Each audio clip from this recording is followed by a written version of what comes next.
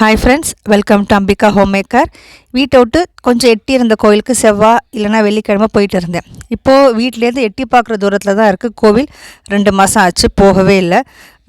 போகணும் அப்படின்னு சொல்லி தினம் யோசிக்கிறது. ஆனால் போகும்போது யோசிப்பேன் போயிட்டு வரணும் அப்படின்ட்டு.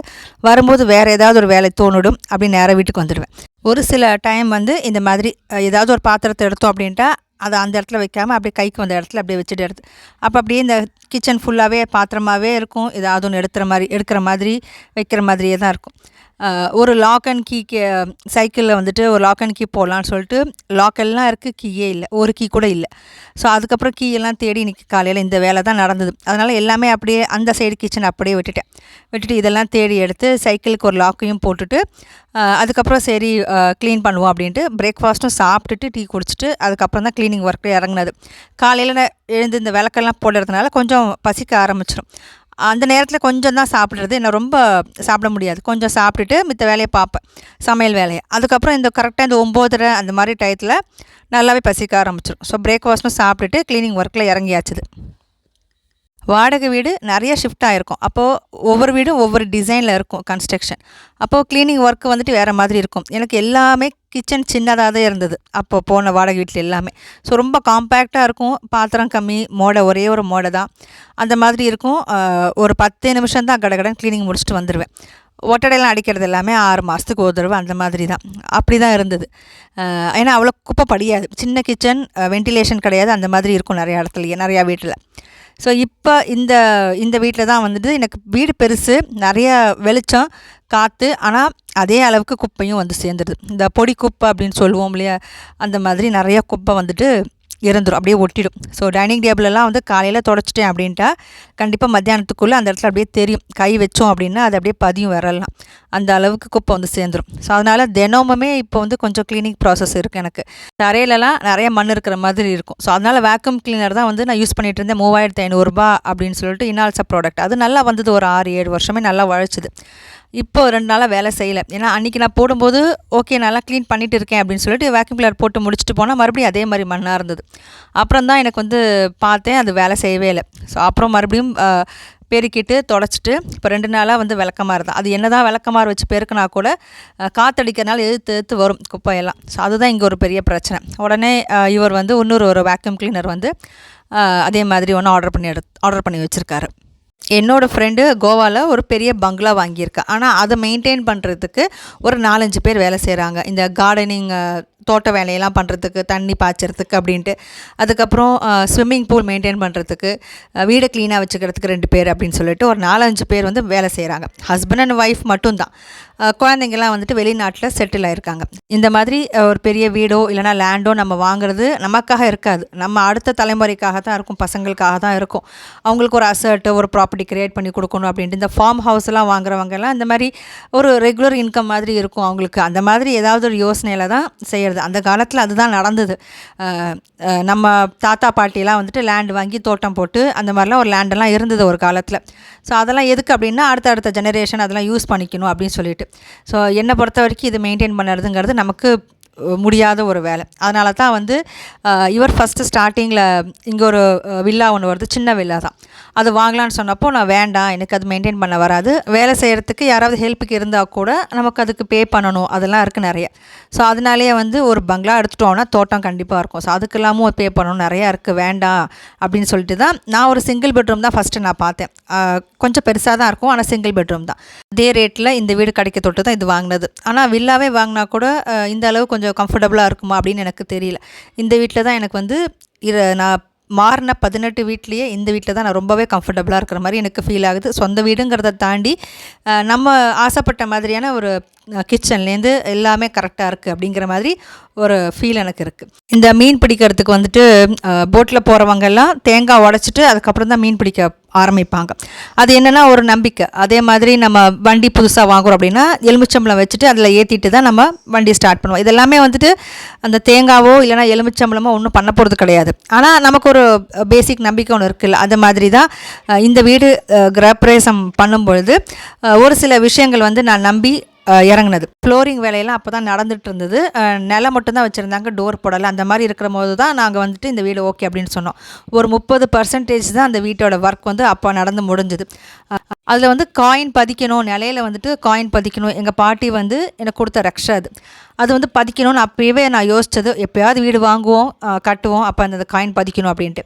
உடனே அவங்கக்கிட்ட சொல்லி அந்த இடத்துல அந்த நிலைக்கு முன்னாடி அந்த காயின் சென்டரில் வந்து பதிச்சு வச்சுருந்தேன். அதனால தான் நான் வந்து தூபம் காட்டும் போதெல்லாம் அந்த நிலையோட சென்டருக்கு வந்துட்டு தூபம் காட்டுறது.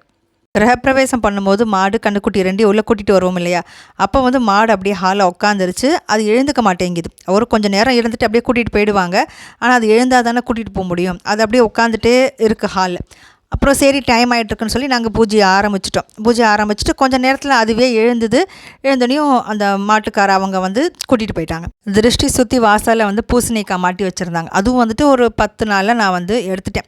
ஏன்னா ஒருவேளை சில பேர் சொல்லுவாங்க திருஷ்டி பூசணிக்காய் வந்து காஞ்சு போனால் நல்லது, அழுகுனா நல்லது இல்லை அப்படின்ட்டு. அந்த மாதிரி ஒருவேளை நம்ம கரெக்டாக போயிட்டு இருக்கோம், இல்லை நல்லபடியாக நடந்துகிட்டு இருக்குது.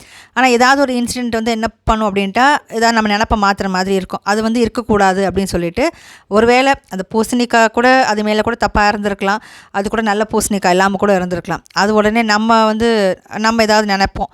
அதனாலேயே வந்து ஒரு 10 நாள் அது அப்படியே இருக்கும்போதே 10 நாளே அதை எடுத்து போட்டு சுற்றி போட்டாச்சு வெளியே. என்னை சுற்றி ஏதாவது நெகட்டிவ் விஷயமோ இல்லைனா நெகட்டிவ் பீப்புளோ இருக்காங்க அப்படின்ட்டா நான் அப்படியே கொஞ்சமாக விலகி இருந்துருவேன். வேலை செய்கிற இடத்துல கூட நம்ம கஷ்டப்பட்டு எஃபோர்ட் போட்டு ஒரு நல்ல ஒரு கிரெடிட்டுக்கு நம்ம கொண்டு போயிருந்தோம் அப்படின்ட்டா அதை யாராவது தட்டி பறிக்கிற மாதிரி வந்தாங்க அப்படின்னா நான் விட்டு தர மாட்டேன். ஏன்னா நான் உழைச்சது என்னோடய விஷயம், என்னோடய ஹார்ட் ஒர்க்கு, என்னோடய எஃபர்ட் எல்லாமே அது என்னோடய கிரெடிட் எனக்கு தான் வந்து சேரணும். அதை வந்து யாரை தட்டி பறிக்கிறதுக்கு நான் இன்றைக்குமே விட்டது கிடையாது. அது மாதிரி விடவும் கூடாது. ஏன்னா அவங்கவுங்க உழைப்பு, அவங்கவுங்க எஃபர்ட் அவங்கவுங்களுக்கு போய் சேரணும் அப்படிங்கிற மாதிரி நான். ஏன்னா ஒரு கம்பெனி ஓப்பன் பண்ணவங்களுக்கு தான் தெரியும் அதில் எவ்வளோ எஃபர்ட் போட்டிருப்பாங்க, எவ்வளோ ஹார்ட் ஒர்க் பண்ணியிருப்பாங்க, அதில் ஃப்ளாஸ் இருந்திருக்கும், அது எல்லாத்தையும் சரி பண்ணியிருப்பாங்க, எவ்வளவோ லாஸ் அண்ட் ப்ராஃபிட்லாம் பார்த்துருப்பாங்க, எத்தனையோ இருந்திருக்கும். ஸோ அவங்களுக்கு தான் வந்து அதோட கஷ்டம் தெரியும் முன்னுக்கு கொண்டு வந்த போது. ஸோ அதே மாதிரி தான் நம்ம ஒரு கம்பெனியில் வேலை செய்கிறோம் அப்படின்னா நம்ம ஒரு ப்ரமோஷன் நோக்கி ஒரு ஹார்ட் ஒர்க் பண்ணுறோம் அப்படின்ட்டு அது நமக்கு வந்து சேரும். ஆனால் அது யாராவது வந்து தட்டி பறிக்க பார்த்தாங்க அப்படின்ட்டா, இல்லை வேறு ஏதாவது ஒரு ட்ரபிள் கொடுத்தாங்க அப்படின்ட்டா அது வந்து நான் கொஞ்சம் ஃபைட் பண்ணி கூட நான் வந்து என்னோடய அந்த பொசிஷனுக்கு நான் வந்து முன்னுக்கு கொண்டு வந்துடுவேன். ஸோ அந்த மாதிரி தான் இப்போ வரைக்குமே. ஆனால் நான் படிக்கணும்னு ஆசைப்பட்டது வந்து ஆர்கியாலஜிஸ்ட்டு தான் படிக்கணும். எனக்கு வந்து நிறையா பழைய விஷயங்களை பற்றி தெரிஞ்சுக்கணும் அப்படின்ட்டு ரொம்ப ஆசை. ஸோ ஆனால் வந்து படித்தது என்னவோ கம்ப்யூட்டர் சயின்ஸ். ஸோ அதனால எனக்கு ஒரு இன்ட்ரெஸ்ட் இல்லை. ஆனால் அந்த டைமில் வந்துட்டு கம்ப்யூட்டர் சயின்ஸ் வந்து ரொம்ப நல்ல ஒரு வேல்யூ இருக்கிற ஒரு ஃபீல்டு அப்படின்னு சொல்லிட்டு தான் வந்து படித்தா கிட்டத்தட்ட ஒரு 30 வருஷத்துக்கு முன்னாடி. ஆனால் நான் பார்த்த வேலை வந்துட்டு பர்ச்சேஸ் டிபார்ட்மெண்ட்டில். இப்போவும் வந்துட்டு நமக்கு அந்த மனசுக்குள்ளே வந்து ஒரு ஆசை இருக்கும், இந்த மாதிரி இதுவாக ஆகணும் அப்படின்னு சொல்லிட்டு. அது எப்போவுமே இருந்துகிட்டே தான் இருக்கும், என்றைக்குமே போகாது. ஸோ எனக்கு இப்போவும் வந்து ஆசை உண்டு. நம்ம தமிழ்நாட்டெலாம் போகணும், பழைய கோயிலெலாம் போகணும் அப்படின்ட்டா அதை பற்றி தெரிஞ்சுக்கிறதுக்கெலாம் எனக்கு ரொம்ப பிடிக்கும். ஒரு சின்ன நோட்டு மாதிரி எழுதி வைப்பேன். இதை பற்றின வரலாறு அதெல்லாம் நான் என்னோடய ஃபார்மில் எழுதி வைப்பேன். அந்த மாதிரி தான். பாத்திரம் எல்லாத்தையும் நீட்டாக கிளியர் அப் பண்ணி எடுத்து வச்சாச்சு. ஒரு சில நேரம் மட்டும்தான் கிச்சன் வந்து கொஞ்சம் மெஸ்ஸியாக இருக்குமே தவிர மித்த நேரமெல்லாம் இதே மாதிரி ஒரு 15 மினிட்ஸ் டைம் எடுத்து க்ளீன் பண்ணி வச்சுருவேன். அவ்வளோதான் இன்றைக்கி வந்து ஃபுல்லாக கிச்சன் க்ளீனிங்கோட வீடியோ தான். ஒரு சில விஷயங்கள் ஷேர் பண்ணேன், அவ்வளோதான். இன்னும் லன்ச் பண்ணணும். லன்ச்சுக்கு வந்துட்டு வெண்டைக்காய் 1 கிலோ வாங்கி வச்சுருக்கேன். அது காய் பண்ணிவிட்டு வேறு ஏதாவது டிஷ் பண்ணணும். அதாவது இப்போல்லாம் வந்து காய்கறி வந்து சைட் டிஷ் கிடையாது, அதுதான் இப்போ மெயின் டிஷ்ஷு. சப்பாத்தியோ இல்லைனா வந்து தோசையோ இல்லை கொஞ்சம் சாதமோ எடுக்கிறோம் அப்படின்ட்டு அதுதான் வந்து சைட் டிஷ், அதுதான் வந்து கொஞ்சமாக எடுத்துக்கிறது. இப்போ அது மாதிரி தான் வந்து சாப்பாடு மாறிடுச்சு. என்னோடய பையன் என் கூட இருக்கானா அப்படின்னு கேட்டிருந்தீங்க. இல்லை, அவன் என் கூட கிடையாது. அவனுக்கு மேரேஜ் ஆகிட்டு அவன் ஒய்ஃப் வந்துட்டு வேறு ஊரில் இருக்காங்க. எல்லாருக்குமே ஃபேமிலி சப்போர்ட் அப்படிங்கிறது கிடைக்கிறது கிடையாது. ஒரு சில பேர் வந்து இண்டிவிஜுவலாக இருந்து தான் கஷ்டப்பட்டு தான் வாழ்க்கையில் முன்னுக்கு ஏறி வராங்க. அப்படி இருக்கிறவங்க தான் வந்துட்டு மென்டலி ரொம்ப ஸ்ட்ராங்காக இருக்காங்க. லைஃப்னா என்னன்னு தெரியுது. அடுத்த தலைமுறைக்கு எப்படி சம்பாதிக்கணும் அப்படின்னு சொல்லிக் கொடுக்குறதுக்கு பதிலாக சம்பாதிச்சதை வச்சு எப்படி ஹாப்பியாக இருக்கணும் லைஃப்பில் அப்படின்னு சொல்லிக் கொடுக்கணும். அதை தான் நான் ப்ரிஃபர் பண்ணுறது. ஏன்னா அவங்கவுங்க லைஃப் ஸ்டைல் பொறுத்து மணி வந்துட்டு ரெக்குவயர்மெண்ட் வேரி ஆகும். உங்களுக்கு என்னென்ன தேவையோ அது தகுந்தபடி தான் நமக்கு சாமான் வாங்குவோம், லைஃப் ஸ்டைல் இருக்கும். ஸோ அடுத்தவங்க வாழ்க்கையோட நம்ம கம்பேர் பண்ணிக்காமல் நம்ம வாழ்க்கை இதுதான் அப்படின்னு சொல்லி வாழ்ந்துட்டு இருந்தோம் அப்படின்ட்டா லைஃப்பில் என்றைக்குமே வந்துட்டு ஃப்ளாப் வராது. என்னோடய மார்னிங் ரொட்டீன் ஓரளவு முடிச்சிட்டேன். இன்னும் வந்துட்டு வேக்யூம் கிளீனர் வேலை செய்யலை 2 நாளாக. ஸோ அது வந்து 6-7 வருஷம் ஆகுது அது வாங்கி. ஸோ அதோட டைம் முடிஞ்சு போச்சா என்னன்னு சொல்லிட்டு அதையும் ஒரு செக் பண்ணிவிட்டு அடுத்து பாத்திரம் தேய்க்கிற வேலை, சின்ன சின்ன வேலையெல்லாம் இருக்குது, அதெல்லாம் செய்ய வேண்டியது தான்.